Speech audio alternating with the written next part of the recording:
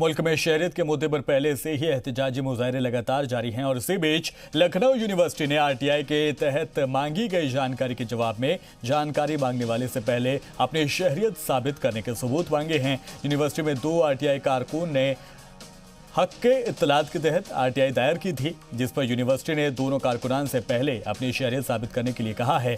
RTI के तहत इत्तला ना देने का ये मामला डॉक्टर आलोक चांटिया और आरटीआई एक्टिविस्ट अजहर हुसैन की शिकायत पर सामने आया है। दोनों शख्स ने यूनिवर्सिटी से आरटीआई के तहत इत्तला मांगी थी कि इसके बाद डॉक्टर आलोक चांटिया को 1 जनवरी को और अजहर हुसैन को 28 जनवरी को जवाब मिला कि पहले शहरियत होने का सबूत दें, तब जानकारी आपको दी जाएगी। दोनों शख्स से कहा गया है कि जानकारी चाहिए तो पहले अपनी शहरियत का सबूत देना होगा। मामला सामने आने के बाद अभी तक यूनिवर्सिटी इंतजामिया की जानिब से कोई बयान सामने नहीं आया है। आलोक चांटिया ने लखनऊ यूनिवर्सिटी से ही पढ़ाई की है, उसी यूनिवर्सिटी से 2 बार पीएचडी की है और फिर उसी यूनिवर्सिटी में 15 साल तक बच्चों को एंथ्रोपोलॉजी भी पढ़ाई है। वहीं यूनिवर्सिटी उनके हिंदुस्तानी होने के सबूत मांग रही है।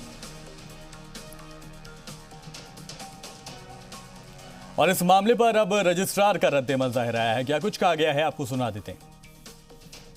हाँ, कल संज्ञान में आया है। आलोक जी ने कुछ आरटीआई के अंतर्गत सूचना मांगी थी, तो विश्वविद्यालय ने डिसीजन लिया था कि कोई भी आरटीआई के अंतर्गत सूचना जो मांगेगा उसको एक अपना आईडी प्रूफ सबमिट करना होगा, तो उनसे आईडी प्रूफ ही मांगा गया है। ऐसा इशू नहीं है और वो कोई प्रॉब्लम होगी तो हम डिस्कस करके कोई सॉर्ट आउट कर रहे हैं, कोई ऐसी समस्या नहीं है। तो सिंपल एक प्रॉब्लम है कि उनको आईडी प्रूफ सबमिट करना था, यही एक इशू है, ऐसा कोई बात नहीं है। तो लखनऊ यूनिवर्सिटी का दरअसल ये मामला है जहां पर 2 लोग आरटीआई दाखिल करते हैं, कुछ जानकारी मांगी जाती है, लेकिन यूनिवर्सिटी का जो इस पर रद्द-ए-अमल होता है, इस पर जो जवाब होता है वो वाकई बहुत हैरान करने वाला है। हम सभी जानते हैं एनआरसी, सीएए, एनपीआर को लेकर लगातार मुल्क भर में एहतजाज हो रहे हैं और ऐसे वक्त में यूनिवर्सिटी कहती है कि आपको जो जानकारी चाहिए वो दी जाएगी, लेकिन उससे पहले आप ये साबित कीजिए कि आप यहीं के शहरी हैं। और आइए दिखाते हैं आपको आरटीआई एक्टिविस्ट अजहर इस पूरे मामले को किस तरह से देखते हैं।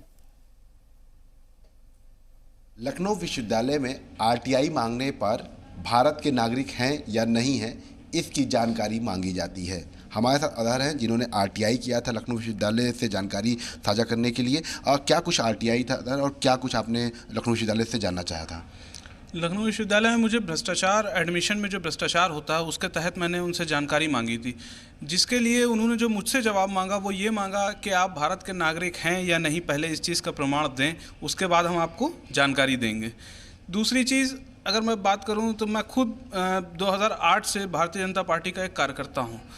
माननीय नरेंद्र मोदी जी, माननीय राजनाथ सिंह जी, माननीय अमित शाह जी के जितने भी बयान अभी तक आए हैं, उन्होंने कहा कि भारतीय मुसलमानों को इस कानून से, एनआरसी या कैप से कोई भी परेशानी नहीं है।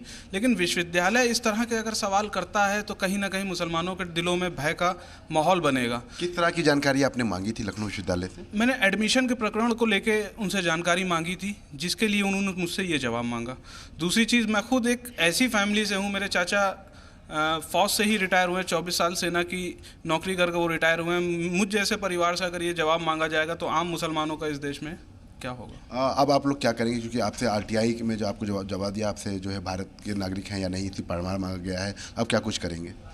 मैं देखना ये चाहूँगा कि अगर भारत सरकार ने उनको अधिकार दिया है कि विश्वविद्यालय किसी भी नागरिक से उसके नागरिक होने का प्रमाण मांग सकता है, तब तो ठीक है। अदरवाइज अगर ऐसा नहीं है तो मैं बिल्कुल आग्रह करूंगा भारत सरकार से कि विश्वविद्यालय के ऊपर कड़ी से कड़ी कार्रवाई करें। फिलहाल कह सकते हैं कि लखनऊ विश्वविद्यालय प्रशासन ने आरटीआई मांगे जाने पर एक व्यक्ति हैं अजहर, इनके साथ साथ एक व्यक्ति और हैं आलोक, उनसे भारत के नागरिक हैं या नहीं हैं इसका प्रमाण मांगा। बाकायदा इसके लिए लेटर जो है वो जारी किया गया। कैमरामैन रामबाला के साथ विशाल रघुवंशी, जी मीडिया, लखनऊ।